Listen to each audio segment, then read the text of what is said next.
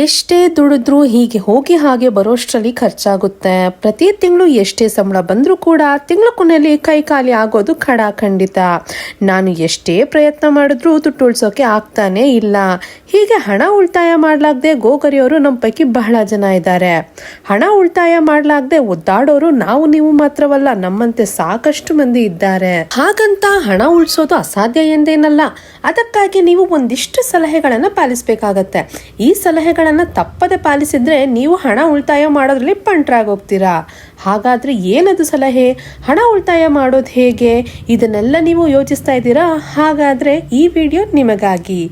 ಎಲ್ರಿಗೂ ನಮಸ್ಕಾರ ಸ್ನೇಹಿತರೆ, ಲೋಕಲ್ ಕನ್ನಡತಿ ಚಾನೆಲ್ಗೆ ಸ್ವಾಗತ. ನಾನು ಅರ್ಷಿಯಾ. ಖರ್ಚು ವೆಚ್ಚಗಳನ್ನು ಗಮನಿಸಿ. ನೀವು ಖರ್ಚನ್ನ ಕಡಿಮೆ ಮಾಡ್ಕೋಬೇಕು ಅಂತಿದ್ರೆ ಮೊದಲು ನಿಮ್ಮ ಖರ್ಚಿನ ಮೇಲೆ ನಿಮ್ಮ ಗಮನ ಹರಿಸಬೇಕು. ಪ್ರತಿ ತಿಂಗಳು ನೀವು ಯಾವ್ಯಾವುದಕ್ಕೆ ಎಷ್ಟೆಷ್ಟು ಖರ್ಚು ಮಾಡ್ತಿದ್ದೀರಾ ಎಂಬುದರ ಮೇಲೆ ನಿಮ್ಮ ನಿಗಾ ಇರಬೇಕು. ಇದರಿಂದ ಎಲ್ಲೆಲ್ಲಿ ಉಳಿತಾಯ ಮಾಡ್ಬೋದು ಅಂತ ನಿಮ್ಗೆ ತಿಳಿಯುತ್ತೆ.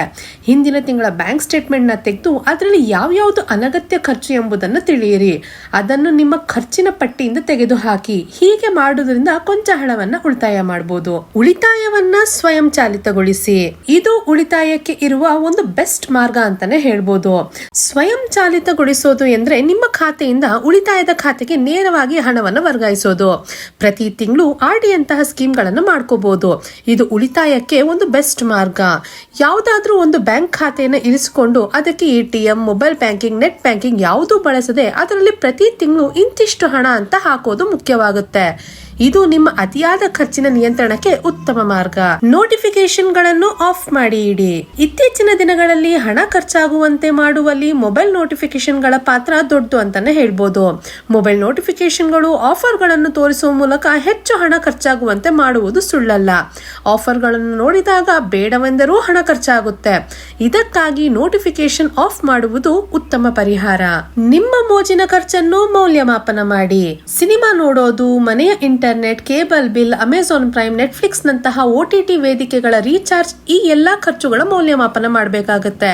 ಇದರಲ್ಲಿ ಎಲ್ಲೆಲ್ಲಿ ಹಣ ಉಳಿಸಬಹುದು ಎಂಬುದು ನಿಮ್ಮ ಅರಿವಿಗೆ ಬರುತ್ತೆ. ಮನೆ ಖರ್ಚಿನ ಮೇಲೆ ನಿಗಾ ಇರಲಿ. ಪ್ರತಿ ತಿಂಗಳು ಮನೆಗೆ ದಿನಸಿ ವಸ್ತುಗಳು ತರುವಾಗ ಬೇಡದ ವಸ್ತುಗಳ ಮೇಲೆ ನಿಗಾ ಇರಲಿ. ಸುಮ್ಮನೆ ಬೇಡದ ವಸ್ತುಗಳನ್ನು ಮನೆಯಲ್ಲಿ ತಂದು ತುಂಬಿಸಿ ಹಾಳು ಮಾಡ್ಕೋಬೇಡಿ. ಆಫರ್ ಇರುವುದನ್ನು ಗಮನಿಸಿ ಆ ಸಮಯದಲ್ಲಿ ಶಾಪಿಂಗ್ ಮಾಡಿ. ಅತಿಯಾದ ಬ್ರ್ಯಾಂಡ್ ಬಳಕೆ ಕಡಿಮೆ ಮಾಡಿ. ನೀವು ಬ್ರಾಂಡೆಡ್ ವಸ್ತುಗಳನ್ನೇ ಬಳಸೋದಾದ್ರೆ ಇದರಲ್ಲಿ ಒಂಚೂರು ಬದಲಾವಣೆ ಮಾಡ್ಕೋಬೇಕಾಗತ್ತೆ. ಬ್ರಾಂಡೆಡ್ ವಸ್ತುಗಳನ್ನು ಆಫರ್ ಇರುವಾಗ ಖರೀದಿಸಬಹುದು ಅಥವಾ ಬ್ರಾಂಡೆಡ್ ವಸ್ತುಗಳನ್ನೇ ಆಫರ್ ನಲ್ಲಿ ಮಾರಾಟ ಮಾಡುವ ಔಟ್ಲೆಟ್ ಗಳನ್ನು ಹುಡುಕಿ ಖರೀದಿ ಮಾಡಿ. ಬ್ಯಾಂಕ್ ಗಳನ್ನು ಹೋಲಿಸಿ. ನೀವು ಯಾವುದೇ ಬ್ಯಾಂಕ್ ನಲ್ಲಿ ಲೋನ್ EMI ಗಳನ್ನು ಕಟ್ಟುತ್ತಿದ್ದರೆ ಬೇರೆ ಬ್ಯಾಂಕ್ ಗಳೊಂದಿಗೆ ಹೋಲಿಸಿ ನೋಡಿ. ಬೇರೆ ಬ್ಯಾಂಕ್ ಗಳಲ್ಲೂ ಬಡ್ಡಿ ದರ ಇಷ್ಟೇ ಇದೆಯಾ ಎಂದು ಗಮನಿಸಿ. ಇದು ಕೂಡ ನಿಮ್ಗೆ ಹಣ ಉಳಿತಾಯಕ್ಕೆ ಸಹಾಯ ಮಾಡುವ ಮಾರ್ಗವೇ. Car insurance. ನೀವು ಕಾರ್ ಹೊಂದಿದ್ದು ಪ್ರತಿ ವರ್ಷ ಇನ್ಶೂರೆನ್ಸ್ ಕಟ್ಟುವುದು ಕಡ್ಡಾಯವಾಗಿದೆ. ಆದರೆ ಬೇರೆ ಬೇರೆ ಕಂಪನಿಗಳು ಒಂದೊಂದು ದರವನ್ನು ಇನ್ಶೂರೆನ್ಸ್ ಗೆ ನಿಗದಿ ಮಾಡಿರುತ್ತೆ. ಅದನ್ನು ಸರಿಯಾಗಿ ಪರಿಶೀಲಿಸಿ ಯಾವ ಕಂಪನಿ ಹೆಚ್ಚು ಇನ್ಶೂರೆನ್ಸ್ ನ ಕಡಿಮೆ ದರದಲ್ಲಿ ಹೆಚ್ಚು ಪ್ರಯೋಜನಗಳನ್ನು ನೀಡುವುದೋ ಆ ಕಂಪನಿಯ ಇನ್ಶೂರೆನ್ಸ್ ಅನ್ನು ಆಯ್ಕೆ ಮಾಡಿ. ಕೂಪಾನ್ಸ್, ಪ್ರಮೋಷನಲ್ ಕೋಡ್ ಗಳನ್ನು ಬಳಸಿ. ಇತ್ತೀಚಿನ ದಿನಗಳಲ್ಲಿ ಕ್ರೆಡಿಟ್, ಡೆಬಿಟ್, ಮೊಬೈಲ್ ಅಪ್ಲಿಕೇಶನ್ ಗಳಲ್ಲಿ ಕೂಪನ್ ಕೋಡ್ಗಳು ಲಭ್ಯವಾಗುತ್ತೆ. ಇದನ್ನು ಸಮರ್ಥಕವಾಗಿ ಬಳಸಿಕೊಳ್ಳುವ ಅಭ್ಯಾಸ ಮಾಡಿಕೊಳ್ಳಿ. ಇದರಿಂದ ಕೂಡ ಹಣ ಉಳಿತಾಯ ಮಾಡಬಹುದು. ಬಿಲ್ ಪಾವತಿಗೆ ಸಾಲ ಮಾಡುವುದನ್ನು ತಪ್ಪಿಸಿ. ನಿಮ್ಮ ಕ್ರೆಡಿಟ್ ಕಾರ್ಡ್ ಬಿಲ್ಗಳು ಮತ್ತು ಇತರ ಯುಟಿಲಿಟಿ ಬಿಲ್ಗಳು ಪಾವತಿಗೆ ನಿಮ್ಮ ತಿಂಗಳ ಬಜೆಟ್ ನಲ್ಲೇ ಉಳಿತಾಯ ಮಾಡಿ.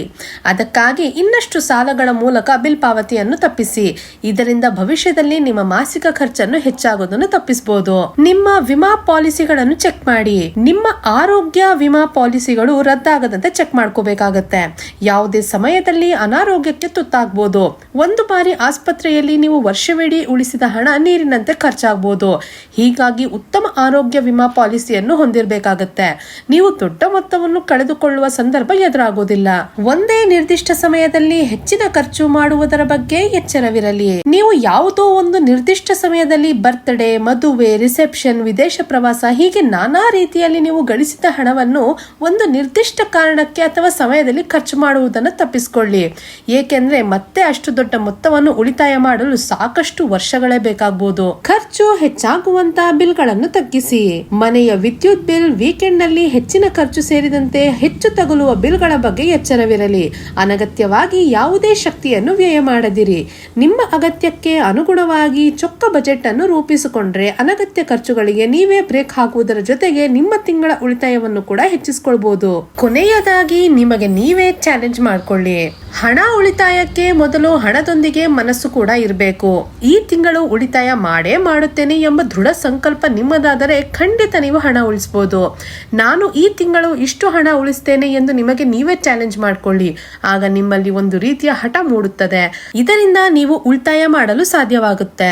ನೋಡಿದ್ರಲ್ಲ ವೀಕ್ಷಕರೇ, ದಿನನಿತ್ಯ ನಾವು ಮಾಡುವ ಚಟುವಟಿಕೆಗಳಲ್ಲಿ ಹೇಗೆಲ್ಲ ನಾವು ಹಣವನ್ನ ಉಳಿಸಬಹುದು ಅಂತ. ಈ ವಿಡಿಯೋದಲ್ಲಿ ಬರುವಂತಹ ಯಾವುದಾದರೂ ಒಂದು ಅಭ್ಯಾಸವನ್ನ ನೀವು ಮಾಡ್ತಾ ಇದ್ರೆ ದಯವಿಟ್ಟು ಇದನ್ನು ಕಮೆಂಟ್ ಮಾಡಿ ತಿಳಿಸಿ. ಹಾಗಾದ್ರೆ ಈ ವಿಡಿಯೋವನ್ನ ಇಲ್ಲಿಗೆ ಮುಗಿಸ್ತಾ ಇದ್ದೀನಿ. ನಿಮಗೆ ಈ ವಿಡಿಯೋ ಇಷ್ಟವಾದಲ್ಲಿ ವಿಡಿಯೋವನ್ನ ಲೈಕ್ ಮಾಡಿ, ಶೇರ್ ಮಾಡಿ ಹಾಗೂ ಚಾನೆಲ್ ನ ತಪ್ಪದೆ ಸಬ್ಸ್ಕ್ರೈಬ್ ಮಾಡಿ. ಧನ್ಯವಾದ.